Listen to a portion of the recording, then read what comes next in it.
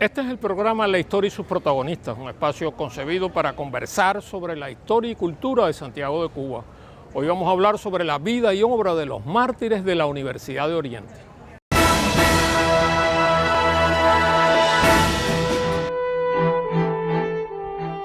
En 1947 se fundó la Universidad de Oriente bajo la divisa de Ciencia y Conciencia.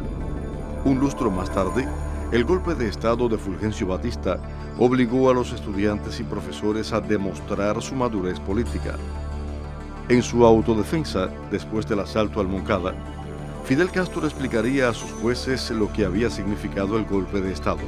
Había una vez una república que tenía su constitución, sus leyes, sus libertades, presidente, congreso, tribunales.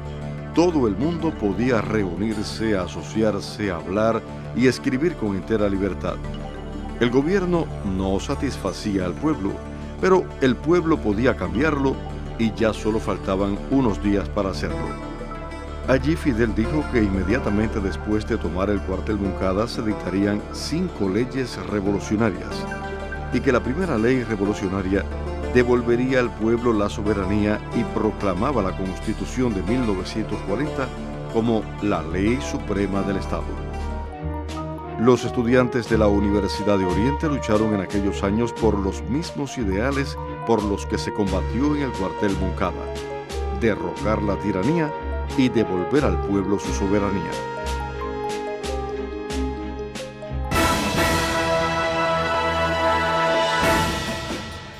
Hoy contamos en el programa con la presencia del profesor Rafael Borges, quien es uno de los principales estudiosos de la historia de la Universidad de Oriente.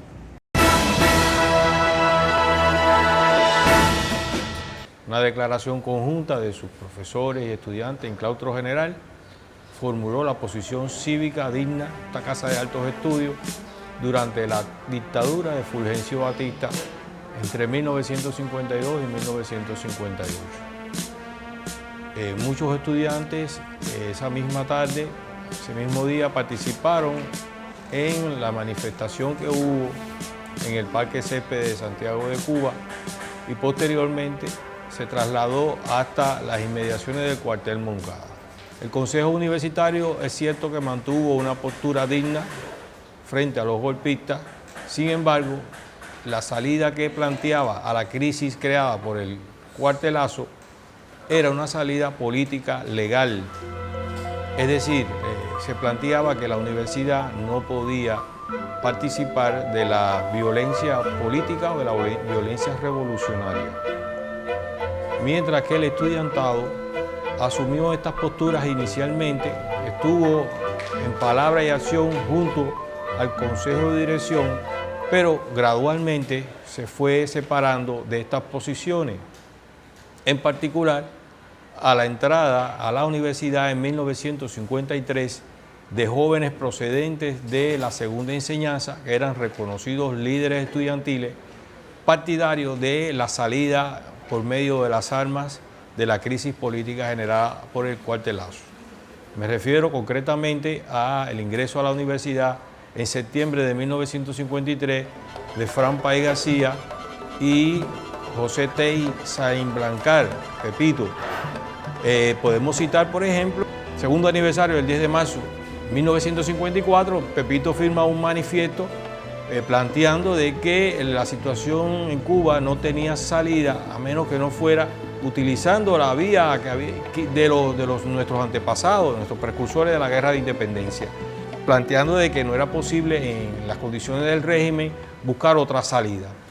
Asimismo, en ese año las hermanas Vilma Espín-Guilloy y Nilce Espín-Guilloy enviaron cartas al presidente Batista para que no enviaran a Beraldo Crespo, combatiente del Moncada que había quedado convaleciente de una herida en la acción, junto con su compañero al presidio Modelo. Asimismo, vemos cómo Pepito Tey, en su condición de presidente de la FEU, participa en el Congreso Nacional Estudiantil que se celebró en el aula magna de la Universidad de La Habana, convocado por el presidente de la FEU, José Antonio Echeverría, en el cual se pronunciaron en contra de la situación existente, así como la lucha por demandas importante de los sectores populares, dígase la reforma agraria.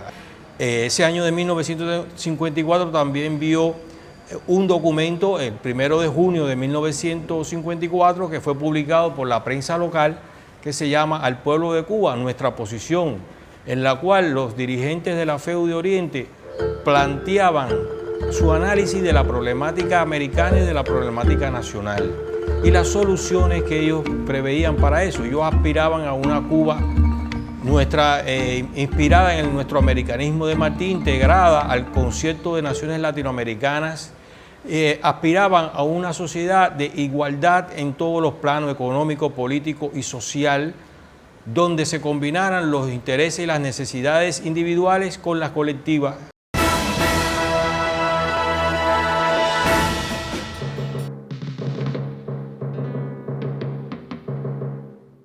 En la tarde del martes 11 de marzo de 1952, fueron detenidos, aunque puestos en libertad inmediatamente, varios estudiantes de la Universidad de Oriente. Ellos repartían hojas sueltas por las calles de la ciudad, en las cuales se expresaba el rechazo al golpe de Estado que se había consumado el día anterior, lunes 10 de marzo. Esta fue la primera acción organizada de propaganda clandestina en Santiago y en Cuba. Algunos días después, el mismo grupo de estudiantes universitarios distribuyó su segunda proclama. La tercera proclama se hizo pública en la noche del domingo 13 de abril de 1952 por la operación realizada en 4 cines de la ciudad: Aguilera, Cuba, Oriente y Rialto. Mientras se proyectaba una de las películas en la oscuridad de la sala, fueron lanzados al aire numerosos volantes con el título Alocución a nuestro pueblo, proclama número 3, y firmada por el Comité Estudiantil Oriental. En su texto se condenaba la violación de la Constitución de la República.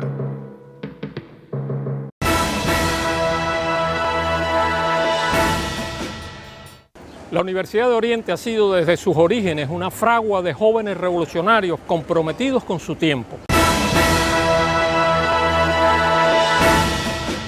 En el periodo de lucha contra la dictadura de Batista hay un hecho trascendental, y es las acciones armadas que se llevaron a cabo el 30 de noviembre de 1956 en Santiago de Cuba. Como es sabido, Fran País fue el alma del levantamiento armado y Pepito Tey, su segundo, fue el jefe del ataque a la estación de policía. En esa acción lamentablemente encontró la muerte de manera heroica, y de esta forma caía en combate el expresidente de la FEU de Oriente, Pepito Tey, y presidente y expresidente del bloque estudiantil martiano de la Universidad de Oriente.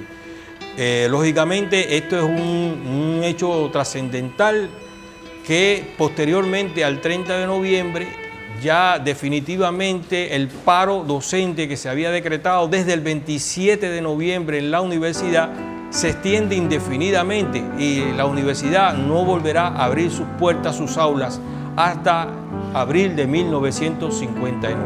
Como ustedes conocen, también, Fran País fue asesinado en las calles de Santiago en 1957. Es el de los mártires universitarios, el más conocido por el papel que ocupó en la lucha contra la tiranía de Batista. Estudiaba en la Escuela de Pedagogía. Sin embargo, él, junto con Pepito Tey, que también era alumno de la Escuela de Pedagogía, muerto en 1956, dejaron los estudios, renunciaron a los estudios de su trabajo para entregarse en cuerpo y alma a la lucha contra el dictador. Y por último, su hermano más pequeño, Josué País García, que encontró la muerte en 1957, el 30 de junio, había matriculado la carrera de ingeniería en esta universidad. Por tanto, todos esos fueron alumnos o pasaron por las aulas universitarias y prefirieron entregarse a la lucha contra el régimen y dejar a un lado, al menos provisionalmente, sus estudios. Por tal motivo, merecen honor. Todo el que sirvió a la patria merece honor. Los mártires universitarios son venerados cada año por el estudiantado de la universidad. Como ustedes habrán podido apreciar, existe un monumento a su intransigencia revolucionaria, a su esfuerzo revolucionario, que ha sido erigido, se conoce comúnmente como La Piedra, porque es un monumento que tiene un carácter sobrio, que quiere representar la fortaleza de sus ideales en la lucha contra el régimen. Estos jóvenes merecen honor y así la comunidad universitaria lo hace todos los años. Hemos diseñado un plan de conmemoraciones de este año para conmemorar el aniversario cerrado de los mártires caídos. Como ustedes han podido apreciar a lo largo del programa, la Universidad de Oriente tuvo una pléyade de jóvenes revolucionarios que honraron durante la dictadura de Batista la divisa de la universidad de ciencia y conciencia.